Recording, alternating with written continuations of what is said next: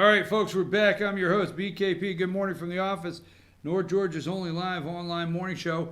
Now, let me just say this. Right at 10 o'clock, we're going to take a break. We're going to go to commercial break. We're not going anywhere, so you stay right here, focused in, and we're going to run our three interviews for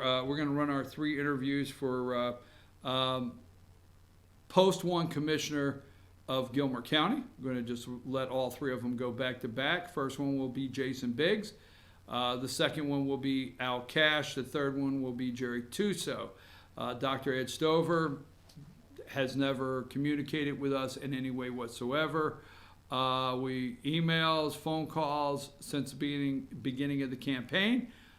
He's not one time, so we can't bring you any information where he's concerned.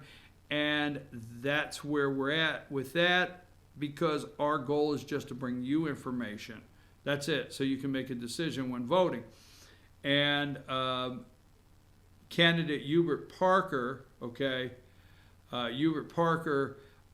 declined the opportunity to interview so that we could air that to you. He declined that. Actually, I tried to find out why, and he just double declined and move on. So, okay, so let me say this. Let's go through 10 o'clock, the interviews. So let's go through our pictures this morning. We'll just fly backwards through them or forward. Let's go to number one. They're trying to create a government shutdown. Now, some of these will be out of order, and we'll flip back, okay? Schumer increasingly worried Trump will shut down government over impeachment. In terms of a shutdown, obviously there are many weeks between now and November 21st, so we'll take it each day as it comes. Number two, Schumer increasingly worried Trump will shut down government over impeachment. Now let's stay on this for just a minute. Here is the judge, number three. Let's go three. Judge. Number four, Lisa Page and Peter Strzok, FBI. Five, the guy with the smile and the mustache, John Durham. And then you have the Attorney General Special Investigator, and then you have the Attorney General William Barr, and they scare the shift out of this guy right here, number six. This is James Clapper, NSA Director for Obama. He's got his I did it hands up. This is number seven. That's John Brennan, CIA Director under President Barack Hussein Obama, telling Clapper, if I go down, you're going down with me. This is number eight.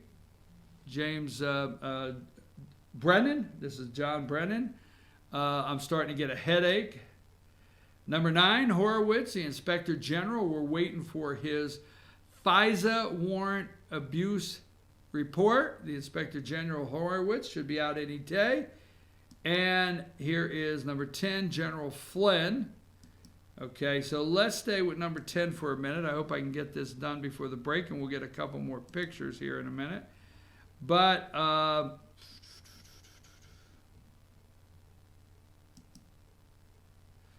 man, where is my...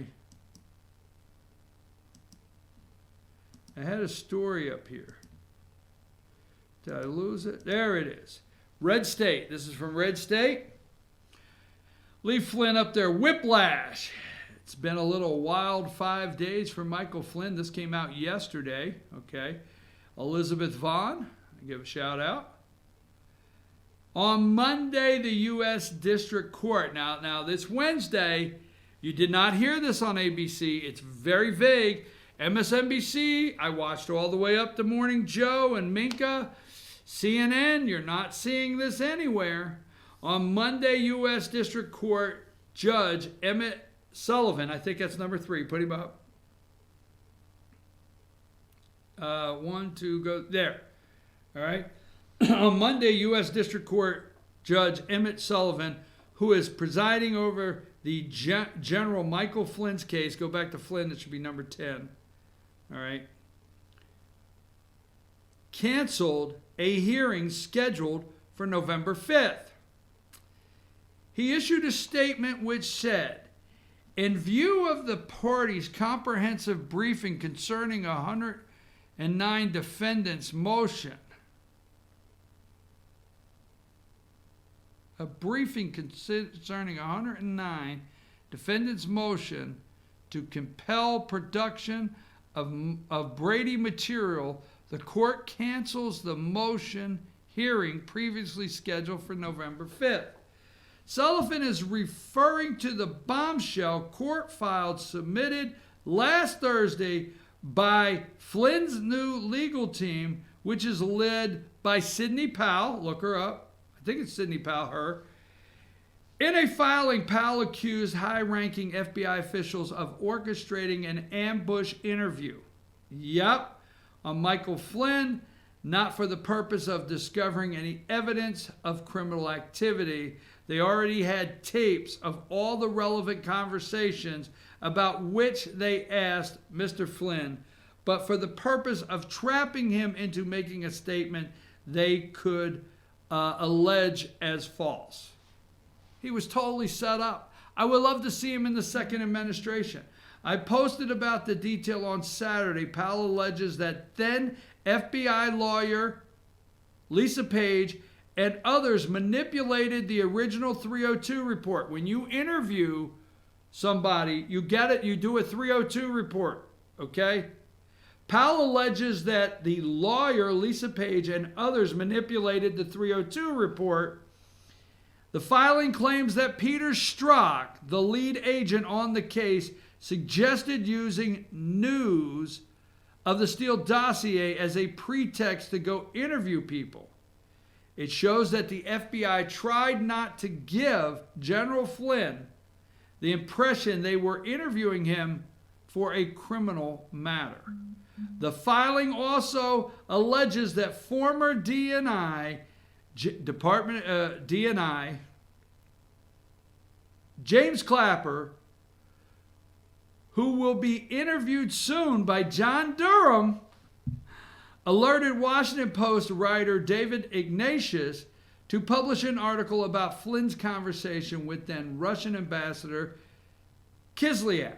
Powell has requested that the Department of Justice hand over a list of documents which may potentially contain exculpatory information, otherwise known as Brady material. Finally, she asked for the judge to dismiss the charges against Flynn. So let me just give you a real quick cast of characters. I'm telling you, they won't talk about it here. Number 4, this would happen to be Lisa Page, FBI attorney, and Strzok, spoke of in the article. This happened to be the James Clapper, the guy I did it guy, right here, number 6. The I did it guy will be interviewed by number 5, the guy smiling there with the mustache and a little beard there, John Durham. It's all coming together. Pay attention to that. I know you keep yelling impeachment, impeachment. Pay attention to that. Learn this. Get ready for it. And impeachment is just a shadow that they are trying to cast over the truth of what's going on. So let's just go to the narrative they're trying to push this morning. So we'll go to, let's see what it says. Number 11, Trump says U.S. has killed al-Baghdadi, number 1's replacement also.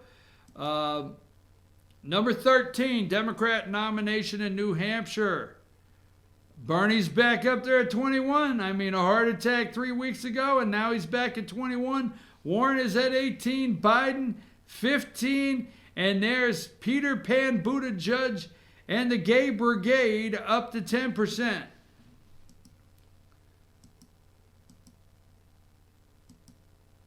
Remember, every time you see this, all right, I got to go past this. We talked about it early. Number 15, George Papadopoulos announcement soon on his interest in Katie Hill's soon to be vacant seat in the 25th district. Go to 16, Papadopoulos to run for Congress. Keep in mind, Katie Hill resigned in absolute disgrace. She's blaming, she did not apologize for a single thing to the constituents of her, the voters that voted for her in the 25th District of California. Not one apology word, just to blame you and I, conservatives, and right-wing conspiracy and attacks on why she's not in office. But using her office as romper room and, doing some things she shouldn't be, you never hear that. You won't hear that as you see George Papadopoulos running for that office. Number 18. Mulvaney was left in the dark on al-Baghdadi's operation. They're saying that Mick Mulvaney wasn't told. Hey, what are they doing in there? Don't worry, man. Don't worry, Mick. Just go on upstairs. Take a breather. I'm telling you. All right, 19. NSC official tells Congress he was all dressed. He was dressed yesterday. This guy was dressed up. He had all his medals, his badges, his everything. No disrespect. I don't want to disrespect, but interesting, okay? NSC official tells Congress he tried to add edits to White House memo about Trump-Ukraine call. He tried to add them. Here is Minka screaming about it this morning. Number 20, look at her. She is freaking out. Debunked Trump's false claim that White House memo of Ukraine call was an exact transcript.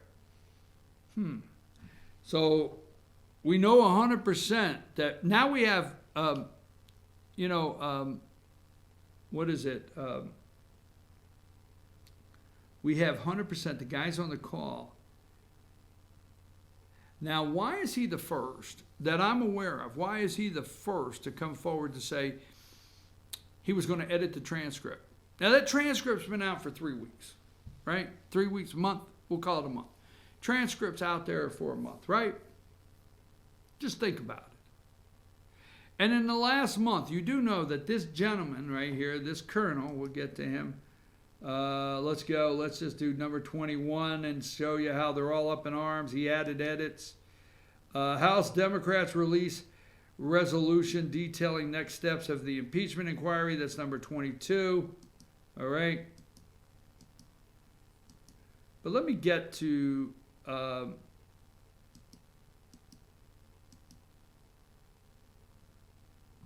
to number 29. Now, I do not know why this guy chose to do 10 hours of testimony in full military dress. I mean, I don't know. I know people say, well, I'm being disrespectful, but I don't know if he thought it was picture day or what. There's no way I would have showed up not disrespecting the uniform, please. But Trump allies criticize impeachment witness Alexander Vidman ahead of testimony. Now, let's think of this. Call's been out for a month, right? Call's been out for a month. How many people were on the call? Maybe they'll let us know. 10, 5, 6. How many were actually on the call? Out of anybody on the call, did you find anybody in the last month to come forward and say, I was on the call, go to CNN, MSNBC, and say, I was on the call and it's wrong and I heard something different? No, you didn't.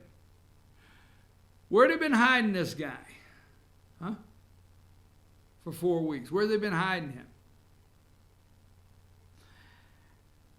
It's interesting, they did not leak what he said until now, but they'll leak everything else.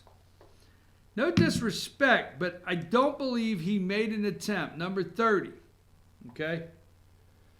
National security official tells Congress he tried to add edits to White House memo about Trump-Ukraine call. Now, the reason they've ran this and they're running with him is they want you to hear the audio. And I'll tell you, it's become a downright disgrace. We forget about the word corruption in this whole phone call. We forget about Burisma. They've already watched Hunter Biden Hunter goes on ABC and says, I probably wouldn't have got the job without my dad. I did it. It's done. It's over with. They all did a whitewash of that. Where's Hunter? Well, he went on ABC. Oh, he answered that. He went on ABC. He told the American people. Where is the media digging into this investigation themselves? Why, at any other time, if a president of the United States was concerned about something and wanted an investigation done, the media would run a team immediately to see what they could find out about what the president wanted investigated, but not in this case. Total setup. Number 32. Colonel tried to fill gaps in Ukrainian call transcript. Number 34. They're trying to build a visual narrative. They're trying to build something up that is so patriotic that they have to get this guy out of office. I swear to God. He's a patriot. Republicans defend key impeachment witness from attacks. That guy, a Purple Heart, I think it would be a mistake to attack his credibility. South Dakota Senator John Thune, the number 2 Senate Republican, said in an interview, you can obviously take issue with the substance, and there are different interpretations about all that stuff, but I wouldn't go after him personally. He's a patriot. All right, let's go to quick polling. Number 35. If the House impeaches President Trump, should the Senate convict him? 46 yes, 47 no. The true on this is not true. This is not true. The President of the United States is in good standing with the American people. All right? Big mistake for Democrats right here. 36. Is the impeachment inquiry a political lynching? 40% yes, 54% no. Thank God we have the baboon never Trumper Eric Erickson for clarification. Number 37, voters feeling on Trump impeachment inquiry. 36%, House should vote to impeach. 22%, House should continue investigate but not vote to impeach. 37%, Congress should drop its investigation. President's in good standing with the American people. If you could get close to the truth out of these polls. Number 38, we'll do this very quick and close. If the House impeaches President Trump, should the Senate convict him? GOP 9% yes. That's the Eric Ericksons of the world, the Mitt Romney, Susan Collins. Independents 43, Dems 79. No, Republicans. Independents, no, 47, 14 on Democrats. You know the Democrats is higher than the Republicans. Don't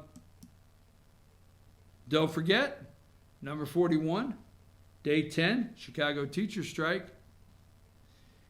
And also, number 40, Russia and Turkey set to set up North Syrian patrols.